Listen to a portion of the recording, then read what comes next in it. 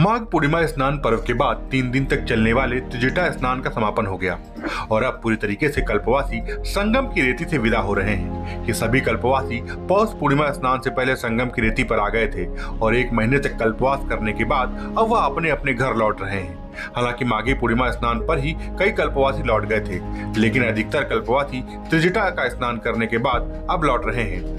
त्रिजटा का स्नान माघी पूर्णिमा के बाद लगातार 3 दिन तक होता है और इन 3 दिनों में कल्पवासी गंगा स्नान करते हैं, सूर्य को अर्घ्य देते हैं, दान देते हैं और उसके बाद अपने घर लौटते हैं। कल्पवासी जब लौट रहे होते हैं तो यह बेहद भावुक पल होता है, क्योंकि देश के अलग अलग हिस्सों से कल्पवासी आते हैं और 1 महीने तक यहाँ कल्पवास करते हैं। इस दौरान कई अपचारित लोगों से परिचय बनता है और अब 1 महीने का कल्पवास पूरा होता है तो सब भावुक हो जाते हैं। कल्पवासियों के जाने से संगम की रेती में अब वो रौनक नहीं दिखाई दे रही है। जगह जगह मेले में लगे पंडालों को हटाया जा रहा है। कल्पवासियों के टेंट को भी निकालने का काम शुरू हो गया है।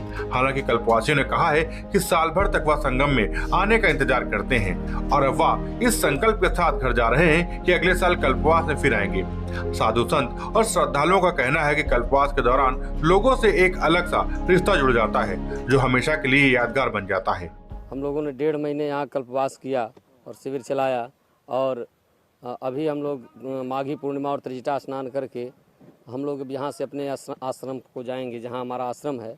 फिर वहाँ से हम लोग शिवरात्रि स्नान करने हरिद्वार जाएंगे और इन 1.5 महीनों में माँ गंगा की ऐसी कृपा रही, हम लोगों ने ये प्रार्थना किया कि ये जो कोरोना महामारी है विश्वव्यापी, ये ख़त्म हो जाए और पुनः गंगा मैया हम लोगों को जैसे पहले बुलाती रही हैं और विगत वर्षों में वैसे ही इस बार अगले वर्ष भी हम लोगों को बुलाएं और हम लोग गंगा मैया की सेवा में उपस्थित हों और पुनः ऐसे ही सब हंसी खुशी से पूरा संसार हो जाए चले, ये हम लोगों की प्रार्थना है। भावुक पल होता है ये इतना भावुक पल होता है कि यहाँ आप समझ लीजिए कि सृष्टि बननी और पलनी और उखड़नी, ये तीनों आप देख सकते हैं कि जब सृष्टि कैसे होती है।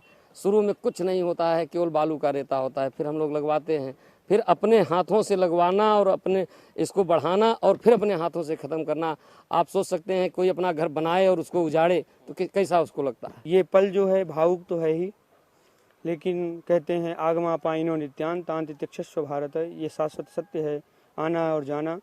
लेकिन धर्म करना है, देश की रक्षा करनी है। देश की रक्षा के लिए हम सभी को, साधु हो, भक्त हो, गृहस्थ हो, सभी को देश की रक्षा प्रथम है, उसके लिए काम करना चाहिए। देश के भविष्य की कामना करनी चाहिए कि हमारा जीवन, हमारा भविष्य, हमारे देश का भविष्य उज्जवल हो। और उसी कामना के साथ हम लोगों ने कोरोना महामारी से निपटने के लिए नाना प्रकार के उद्यम किए हैं और हम आप सभी के रक्षा के लिए निरंतर भगवान से कामना करते रहेंगे। हम सभी सुखी, संपन्न और समृद्धवान बने।